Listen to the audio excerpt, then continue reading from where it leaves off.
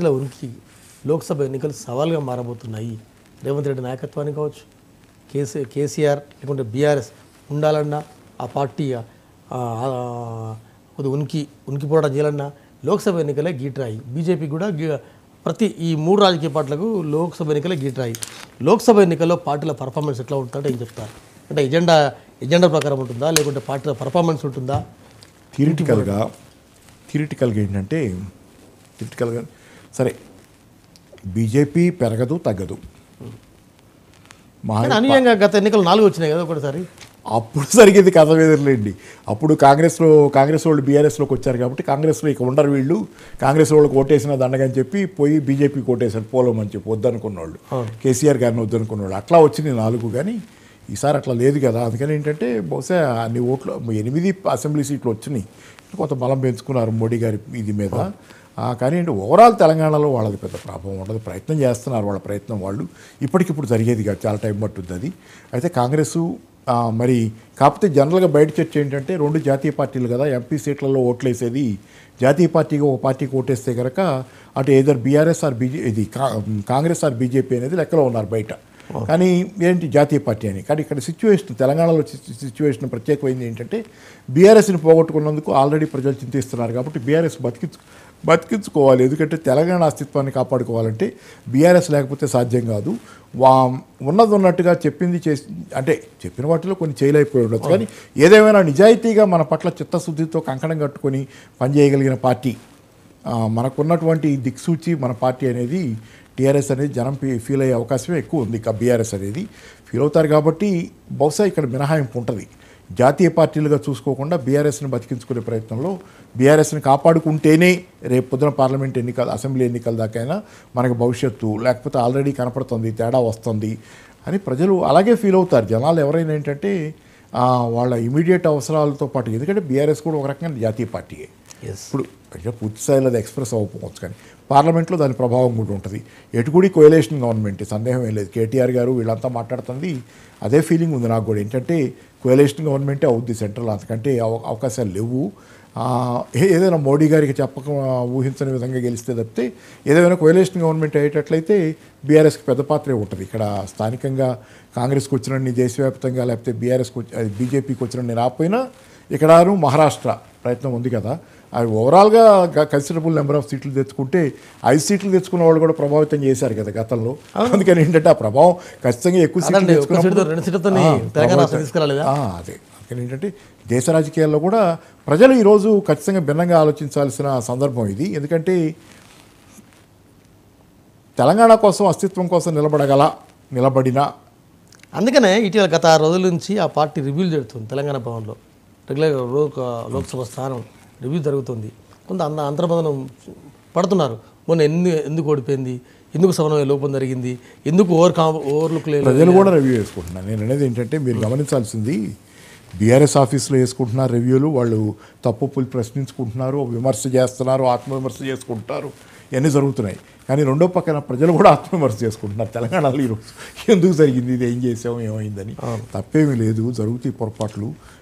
పైగా పొరపాటుని గుర్తించడానికి తొందరగా అవకాశాలు దొరికినాయి కదా. వీళ్ళు ఏమి చేయకుండా వైఫల్యాలు కళ్ళ ముందు కట్టొచ్చినట్టు కనపడుతున్నాయి కాబట్టి కొట్టొచ్చినట్టు ఈరోజు ఏంటంటే ప్రజలు కూడా సమీక్షలోనే ఉన్నారు. సమీక్షల క్రమంలోనే నేను చెప్పినట్లుగా ఆ యూట్యూబ్ ఛానల్ పిఎన్ఆర్ యూట్యూబ్ ఏదో ఛానల్ ఉంది కదా, దానికి వచ్చిన ఫోన్ కాల్లో కూడా ఆయన మేము పొరపాటు చేసాం, మీ మాటలు విని అని చెప్పి పొరపాటు చేసాం అనే దగ్గరే సమీక్ష. జనాలు కూడా పొరపాటు జరిగింది దాన్ని దిద్దుకోవాలనే ఆలోచనలో ఉన్నారు. కాబట్టి దిద్దుకునే క్రమంలో వాళ్ళు పోయి బీజేపీకి ఏమయ్యారు, కాంగ్రెస్ నుంచి వచ్చిన తర్వాత ఓటు బీఆర్ఎస్కే వెళ్ళుద్ది. దిద్దుకోవటం అంటే 3 నెలల్లో దిద్దుకోవటం అంటే బీజేపీకి వేయటం కాదు కదా. 3 నెలల్లో దిద్దుకునేది ఖచ్చితంగా. నిన్న కూడా ఎవరో అన్నారు చాలా బాగా ఎక్కువ వస్తాయి, ఎవరో వెరీ ఇంపార్టెంట్ అథెంటిక్ వాయిస్ బీఆర్ఎస్కి. తెలంగాణ వాయిస్ అలా పార్లమెంట్లో అవసరం అండి. ఎందుకంటే 2 జాతీయ పార్టీలు, అక్కడ బీజేపీ ఉంది, కాంగ్రెస్ ఉంది. కానీ తెలంగాణ వాయిస్ కూడా కావాలి కదా. పునర్విభజన హామీల అలానే ఉన్నాయి కదా. దురదృష్టం ఏంటంటే ఇప్పుడు ఇంతకంటే మెరుగైన పార్టీ ఉంటే మంచిదే, బాగుండేది. కానీ లేదు కాబట్టి దురదృష్టం. ఇప్పుడు అసలు ఎమ్మెల్యే అసెంబ్లీ కోల్పోవటమే తెలంగాణ ప్రజల వరకు ఈ పార్టీ కోల్పోవటం. నేను టీఆర్ఎస్లో లేను కదా, నేను వామపక్ష భావజాలం, సరే అది కాసేపు పక్కన పెడితే ఇది జరగటమే దురదృష్టం. ఎందుకంటే చాలా దాన్ని ఏమంటాం ఫ్రీక్గా జరుగుతాయి. ఎందుకంటే ఒక్కోసారి ఊహించని విధంగా చాలా అంటే అది మ్యాజిక్ లాగా జరిగేదిలాగా జరిగింది. దురదృష్టం అది జరిగింది, కానీ 5 ఏళ్ల గ్యాప్ మళ్ళీ అది కొంచెం ఇబ్బందికరమైంది. ఈ గ్యాప్లో ఆ పార్టీని బతికించుకోపోయేటట్లయితే ప్రజల మీద ఉంది ఆ బాధ్యత, ఇప్పుడు ఎక్కువ ప్రజల మీద ఉంది. ఎందుకంటే ప్రజలు ఆల్రెడీ గుర్తిస్తున్నారు కాబట్టి పార్టీని బతికించుకోవటం ఏముంది, దానికి అర్థమేముంది, నిరంతరంగా ఆ పార్టీకి ఆ పార్టీని గెలిపించుకుంటా దాన్ని 5 ఏళ్ళు నిలబెట్టుకుంటా ఉంటామే. ఆ ప్రజల ఒత్తిడి ఉందన్నప్పుడు ఫిరాయింపులు కూడా ఏ పార్టీ నుంచి ఉండవు. ఇట్లా ఇప్పుడు టీఆర్ఎస్ నుంచి కూడా ఫిరాయింపులు అంటున్నారు కదా. ప్రజల నుంచి గెలుస్తాం ఇక్కడ ఉందనుకున్నప్పుడు అక్కడి నుంచి ఫిరాయింపులు ఉండే అవకాశం ఉండదు. ప్రజలు ఈ పార్టీతోనే ఉన్నారనుకున్నప్పుడు ఫిరాయింపులు కూడా అవకాశం ఉంటుంది. కాబట్టి బలమైనటువంటి పోరాటం అంటే రెండో పక్క నుంచి కూడా ప్రజల పక్క నుంచి కూడా గెలి మళ్ళీ, ఎందుకంటే తెలంగాణ పోరాటం జరిగినంత అంటే ఉద్యమం జరిగినంత పరిస్థితి మళ్ళీ రావాలని కోరుకోకూడదు. ఎందుకంటే మళ్ళీ ఇదంతా పోగొట్టుకొని మళ్ళీ స్క్వేర్ 1 నుంచి మొదలు పెట్టాలంటే మళ్ళీ నాయకులు దొరకటం, ఆ రోజు పరిస్థితులు అనుకూలిస్తూ ఉండాలి. ఏదో సరే వారు ఉద్యమం నుంచి వచ్చారు, తర్వాత ఉద్యమం చేస్తారు, పోరాటాలు చేస్తారు, వారికి టీఆర్ఎస్లో కొత్త ఏం కాదు. కానీ ఇప్పుడు అంతిమంగా మీరు నష్టపోయేది ప్రజలు కదా.